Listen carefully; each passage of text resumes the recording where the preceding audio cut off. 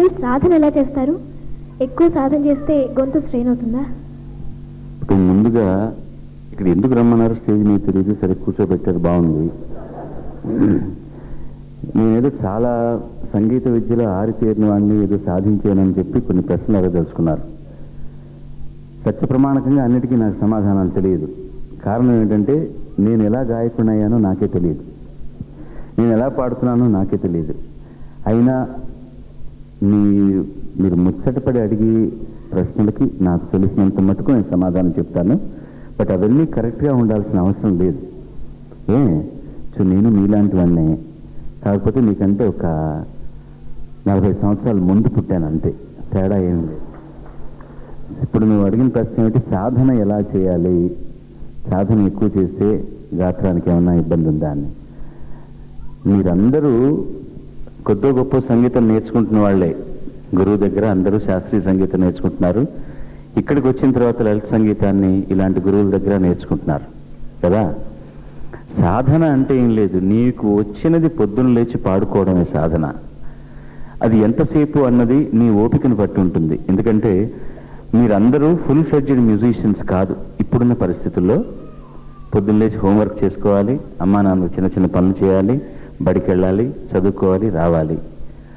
అరగంట నుంచి గంట దాకా ఏమీ అక్కర్లేదు, ఒక షడ్జమం సక్రమంగా తాంబూరా పెట్టుకుని పాడినా కూడా చాలు. చిన్న ఉదాహరణ చెప్తాను. ఎవరో లతా మంగేష్కర్ గారి దగ్గరికి వెళ్ళి మెహదీ హసన్ గారి గురించి 2 ముక్కలు మాట్లాడారు. మెహదీ హసన్ అంటే మీ అందరికీ తెలుసు, గజల్కి ఇవాళ శ్రీరామ రక్ష పెట్టినటువంటి ఆద్యుడు ఆయన, పాకిస్తాన్ నుంచి. ఆయన రేంజ్ చాలా తక్కువ. సాటు మామూలుగా మంద్ర స్థాయిలో షడ్జమం నుంచి ఒక ఆక్టేవ్ అంటాం, సారి గమ పదని పై షడ్జమం, ఆ తర్వాత మహా అయితే రీ గాంధారం వరకు పాడితే ఆయన రేంజ్.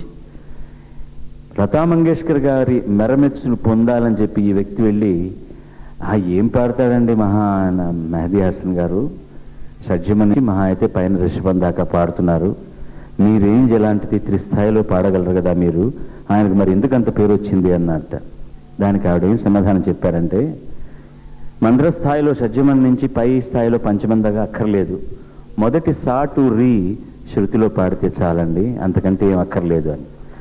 అలాగా ఏం ప్రాక్టీస్ చేయాలి అన్నది మీమాంస కానే కాదు, సాధన చెయ్యాలి అన్నటువంటి ఉత్సుకత ఉంది చూసారా, that is more than enough. ముందు సా అన్నది తాంతురలో శృతిలో లీనమవుతుందని కాన్ఫిడెన్స్ వచ్చే వరకు షడ్జమం ప్రాక్టీస్ చేయించాలి. తర్వాత రిషభానికి వెళ్ళండి. మీకు తోచిన ఆకారం మీ ఇష్టం వచ్చినట్టు పాడుకోండి. లేదా మీరు సంగీతం నేర్చుకుంటుంటే మీ సరళీ స్వరాలు ఉన్నాయి, జంట స్వరాలు ఉన్నాయి. లేదా మీకు తెలిసిన సినిమా పాట రామాచిలకమ్మైనా కూడా పర్వాలేదు, ఆకారంలో లిరిక్ సాహిత్యం లేకుండా ఆకారంలో మీరు ఎంతసేపు పాడగలరో అంతసేపు పాడండి. కానీ సహజంగా చాలా ఎక్కువ ప్రాక్టీస్ చేయవలసిన అవసరం లేదు, అరగంట నుంచి గంట కంటే చేయక్కర్లేదు. నేను పాడుతా తీయగా కార్యక్రమంలోనే ఒక అమ్మాయి ఒకరోజు కార్యక్రమంలో పాడడానికి ముందుగా గొంతు బొంగురిపోతే మా మిత్రులందరూ తీసుకెళ్లి ఆసుపత్రికి ఆ అమ్మాయికి మెడిసిన్ అవి తీసుకొచ్చి ఇచ్చారు. తర్వాత పాడింది. వాళ్ళ తండ్రి గారిని అడిగాను, ఎందుకు ఈ అమ్మాయి స్ట్రెయిన్ అయిందంటే 24 గంటల్లో 20 గంటలు ప్రాక్టీస్ చేస్తూనే ఉంటుందండి ఆ అమ్మాయి అని చెప్పారు ఆయన. అంత అవసరం లేదు. ఇది మనిషికి, వ్యక్తికి, ఆర్టిస్ట్కి చాలా చాలా తేడాలు ఉంటాయి. ఇప్పుడు రామాచారి గారు ఏమన్నారు, బాలసుబ్రహ్మణ్యం లాంటి సింగర్ కావాలని. అంతకంటే స్టాండర్డ్ లేదా?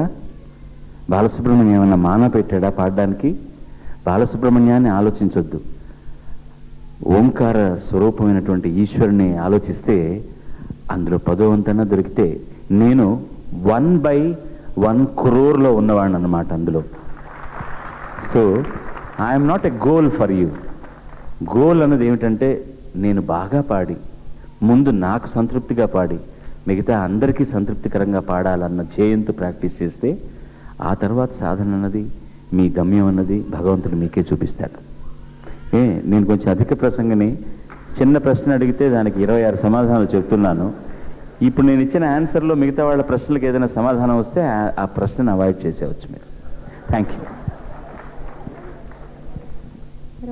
నువ్వు అడిగిన 2వ ప్రశ్న నాకు వినిపించలేదమ్మా. సింగింగ్కి ఎక్కువ రేంజ్లో పాడగలటం ఒక అర్హత? ఫస్ట్ ఏంటన్నామంటే రేంజ్ని ఇంప్రూవ్ చేసుకోవడం ఎలాగా, ఎలా తర్వాత సింగింగ్ కి ఎక్కువ రేంజ్ లో పాడడం పాడగలగడం ఒక అర్హత. ఒక్క నిమిషం. ఇప్పుడు మీ వయసులో ఇప్పుడు వాడు చిన్నవాడు ఉన్నాడు కదా, వాడి పక్కన వాడి షడ్జమం, వాడి కింద పాడే షడ్జమం మనకు లోయెస్ట్ పంచమం కావచ్చు. ఈ వయసులో ఒక రేంజ్ ఉంటుంది, ఇంకా అక్కడి నుంచి నీ వయసుకు వచ్చేసరికి ఇంకొక రేంజ్ అవుతుంది, గాత్రం మారుతుంది. 16-17 ఏళ్ల తర్వాత అది కరెక్ట్గా గాత్రానికి ప్యూబర్టీ వచ్చే స్థాయి అన్నమాట. అది కరెక్ట్గా ఆ సందర్భంలో 16-18 సంవత్సరాల మధ్య గాత్రం బాగా మారుతుంది, మగవాళ్ళకు కానీ ఆడవాళ్ళకు కానీ. నేను నా 16వ సంవత్సరం వరకు కారుణ్యలాగానే అన్ని అమ్మాయిల పాటే పాడేవాడిని. అంటే నా రేంజ్ ఎలా ఉండేది, అచ్చం అమ్మాయిల పాటలే పాడేవాడిని. నేను PUC చదువుతున్న రోజుల్లో కూడా రికార్డ్ ఏంటంటే మొట్టమొదటిసారి ఇండియా రేడియోలో ఒక నాటకంలో నేను హీరోయిన్ పాత్ర వేశాను. ముందు ఒప్పుకోలేదు ఆల్ ఇండియా రేడియో వాళ్ళు, అలా మాకు జరగదండి ఒప్పుకోదన్నారు. అప్పుడు నేను తిరుపతిలో చదివేవాడిని, మద్రాస్ ఆల్ ఇండియా రేడియోకి అఫిలియేట్ అయి ఉండేది తిరుపతిలో ఆర్ట్స్ కాలేజ్.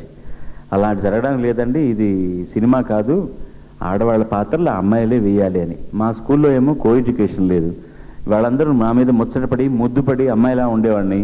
అమ్మాయి వేషం వేయమన్నారు, కుదరదన్నారు. పోనీ ఒకసారి అబ్బాయి డైలాగ్ చెప్తాడు వినండి అన్నారు. నేను ఒకసారి మైక్ దగ్గరికి వెళ్ళి డైలాగ్ చెప్పగానే, వీడు ప్యాంటు చొక్కా వేసుకొచ్చాడండి, అబ్బాయి కాదు అమ్మాయి, మీరు చేయండి అన్నారు. అలాగా 16-17 సంవత్సరాలు వచ్చేసరికి ఒక విధమైన వికారమైన బొంగురు పోవడం ప్రారంభించింది గాత్రం. భయపడ్డాను నేను ఇక పాడలేనేమోనని. కానీ ఆ తర్వాత అక్కడి నుంచి నా రేంజ్ ఏమిటో అర్థమైందనమాట. కాబట్టి వయసుతో పాటు వాయిస్ రేంజ్లో కూడా మార్పు వస్తుంది. సో వాయిస్ పరిణతి చెందిన తర్వాత 16-17 ఏళ్ల తర్వాత మీకు న్యాచురల్గా ఏ రేంజ్ ఉందో బయోలాజికల్గా ఆ రేంజే ఉంటుంది. అంటే ఒక ఎగ్జాంపుల్ చెప్తాను. వాయిస్ రేంజ్ అన్నది 2-3 ఫ్యాక్టర్ల మీద ఆధారపడి ఉంటుంది. The length of your wind pipe and the sinus అనేటటువంటిది ఈ పుర్రె భాగం లోపలంతా హాలోగా ఉంటుంది కదా, ఇక్కడ కాదు హాలోగా ఉండేది నేను చెప్పింది, ఈ లోపలంతా అది రెవర్బరేటింగ్ యూనిట్ లాగా పనిచేస్తుంది గాత్రానికి. అండ్ ఈ డెప్త్ అన్నది ఈ శ్వాస నాళాన్ని బట్టి ఆధారపడి ఉంటుంది. ఒక్కొక్కళ్ళకి ఈ లెంగ్త్ ఈ వాల్యూము తేడా ఉంటుంది, భగవంతుడి సృష్టిలోనే ఉంటుంది. కొంతమందికి బ్యారిటోన్ వాయిస్ అంటారు, బాగా బాస్ వాయిస్ ఉంటుంది. అక్కడ నుంచి మ్యాక్సిమం వాళ్ళు ఎంత కంఫర్టబుల్గా పాడగలరో అంతవరకు పాడగలరు. కొంతమందికి వాయిస్ థిన్గా ఉంటుంది, అక్కడి నుంచి ఎంతవరకు పాడగలరో అంతవరకు పాడగలరు. ఏ సాధన వల్లనైనా కూడా రేంజ్ని ఇంప్రూవ్ చేసుకోవడం అనేది అసాధ్యం. మీ వాయిస్కి ఏ రేంజ్ ఉందో ఆ రేంజే. అంత మాత్రం చేత నేను పై స్థాయి పాడలేకపోతున్నానని బేస్ వాయిస్ ఉన్నవాళ్ళు, లేదా నాకు బేస్ నోట్ పలకటం లేదని చెప్పి పై స్థాయిలో పాడేవాళ్ళు నిరుత్సాహపడాల్సిన అవసరమే లేదు. ఎందుకంటే మొహమ్మద్ రఫీ గారికి బేస్ స్థాయి చాలా తక్కువ, ఆయనది టెనర్ వాయిస్ అంటారనమాట. అలాగే ఘంటసాల గారికి బేస్ ఎక్కువ. మహమ్మద్ రఫీ గారు పాడిన రేంజ్ ఘంటసాల గారు పాడలేకపోవచ్చు. అంత మాత్రం చేత ఇద్దరు పనికిమాలిన గాయకులయ్యారా? ఎవరికి వాళ్లే గొప్ప గాయకులు. మనకున్న పరిధిలో సుశ్రుతిలో అనుభవించి పాడితే అందరూ ఆనందిస్తారు. అందుకనే అన్నారు శిశుర్వేత్తి పశుర్వేత్తి వేత్తి గానరసం పణి అని. కాబట్టి రేంజ్ పెంచుకోవాలి అని లేనిపోని ప్రయత్నాలు చేయకండి. మీ రేంజ్ మీకే. కంపోజ్ చేసేవాళ్ళ తెలివితేటలను బట్టి నీ రేంజ్ ఏమిటో నీకు ఆ రేంజ్లోనే ఇవ్వాలి. ఇవాళ అల్లాహ్ అక్బర్ పాడాడు, ఎంత అద్భుతంగా పాడాడు. తన ఆ రేంజ్ నాకే ఒకసారి ఒళ్ళంతా పులకరించిపోయిందనమాట. ఇంకొక 4 సంవత్సరాలు వెళ్తే ఆ రేంజ్లో అతను పాడలేకపోవచ్చు. He will get more maturity, more base in the voice. కాబట్టి రేంజ్ అనేటటువంటిది ఒక గాయనికి కానీ గాయకుడికి కానీ అతను చెందిన పరిణతికి ఒక గీటురాయి మాత్రం కానే కాదు. కొన్ని పాటల్ని మనం అప్పుడప్పుడు పైకి వెళ్ళినప్పుడు ఫాల్స్ వాయిస్లో పాడొచ్చు. ఎప్పుడైనా మీరు బాలమురళీకృష్ణ గారు కచేరీ చేసినప్పుడు చూడండి, 4 స్థాయిలు పాడతారు ఆయన. 3 స్థాయిలో పాడగలిగిన రేంజ్ ఆయనకున్న 4th స్థాయిలో ఫాల్స్ నోట్స్లో కూడా పాడగలరు ఆయన.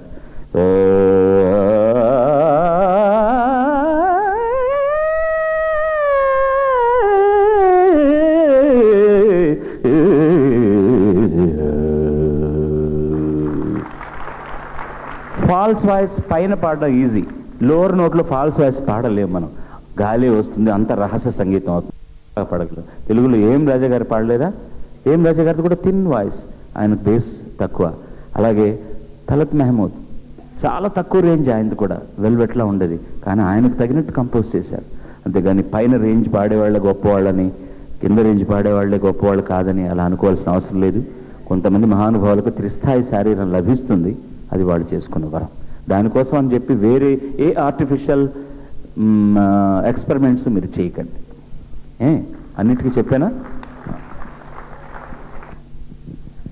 నాకు కాగితం ఇచ్చినా జనగణమన తప్పు పాడతానమ్మా, నేను జ్ఞాపక శక్తి తక్కువ. కాకపోతే దీనికి నేను ఐ టెల్ యూ, భావం అన్నది అనుభవిస్తే వచ్చేటటువంటిది ఎక్స్ప్రెషన్. ఇప్పుడు మీరు పాడినవన్నీ కూడా 90% దేశభక్తి గేయాలి. దేశభక్తి గేయం పాడేటప్పుడు మనకు కావాల్సింది ఏంటి? డివోషన్, భక్తి. భక్తి అన్నది ఏమిటి? తాదాత్మ్యం. లైక్ ఎందరో మహానుభావులు అందరికీ వందనములు. నువ్వు నిజంగానే అందరికీ వందనం చేస్తానని అనుకుంటే ఎలా చేస్తావు? ఎందరో మహానుభావులు అని పాడలేవు కదా. అంటే ఏదో పాట కోసం ఉంది అని కాకుండా ఆ పాటలో ఉన్న భావం అర్థం చేసుకుంటే ఆటోమేటిక్గా వస్తుంది. దానికి ఏంటంటే కావాల్సింది, you should first try to enjoy ఆ పాటలో ఉన్న భావాన్ని. అది రొమాన్స్ కావచ్చు, పెథోస్ కావచ్చు, భక్తి కావచ్చు, కరుణరసం కావచ్చు, భీభత్స రసం కావచ్చు, రౌద్ర రసం కావచ్చు, ఏదైనా. మిగతా వాళ్ళందరూ ఆంగికంగా, శారీరకంగా, మొహంతో, ముఖ కవళికలతో జనం చూసేటట్టు చేసే పర్ఫార్మెన్స్ని మనలాంటి వాళ్ళు మైక్ ముందు గొంతుకుతో చేస్తామన్నమాట. వాళ్లకు మనకు తేడా ఏమీ లేదు. వాళ్ళు ఇన్ని వ్యవహారాలను యాక్ట్ చేయడానికి వాడితే మనం కేవలం గొంతుకునే వాడుకుంటాం. ఆ గొంతుకులో పలికించడం ఎలాగంటే మనకిచ్చినటువంటి సాహిత్యాన్ని అర్థం చేసుకుని ఆ ఎక్స్ప్రెషన్ ఇవ్వడం. జన్మభూమి నా దేశం నమో నమామి, కన్న తల్లి నా దేశం సదా స్మరామి. వాల్యూమ్లోనే తేడా ఉంది కదా. అది అనుభవం మీద వస్తుంది, ఎవరికి రాదు. ఇవాళ నేను పాడిన మొదటి పాటలు వింటే నా మీద నాకే అసహ్యం వేస్తుంది. ఎందుకు ఇలా అప్పుడు అపశృతులు పాడాను, ఏం ఎక్స్ప్రెషన్ లేదు, బాడీ లేదే వాయిస్లో. ఇప్పుడైతే బాడీ వచ్చింది, అప్పుడు ఆ బాడీ కూడా లేదనమాట. So first you should try to enjoy the song. నువ్వు ఎంజాయ్ చేసుకున్నావు అనుకో, చుట్టుపక్కల అన్నీ మర్చిపోయి కళ్ళు మూసుకొని if you try to enjoy it, అది 120% you can see in Mohammed Rafi Saab. ఆయన పాడిన పాటలు కనుక కళ్ళు మూసుకుని వింటే ఆయన నవ్వుతూ నీ చెవి దగ్గరికి వచ్చి పాడినట్టు వినిపిస్తుంది. లైక్ ఒకసారి D D D D D sound చేయండి. తాన్పుర కాకుండా మామూలు ఏదైనా ఒకటి ఉన్నవ్వండి. అదేనా డి? तेरी आँखों के सिवा दुनिया में रखा क्या है, जो उठे शुभ तले, जो झुके शाम तले, मेरा जीना मेरा मरना इन्हीं पलकों के तले, तेरी आँखों की. Watch my face. ఇప్పుడు నిజంగా నిన్ను గురించి పాడుతున్నాను అనుకో ఈ పాట.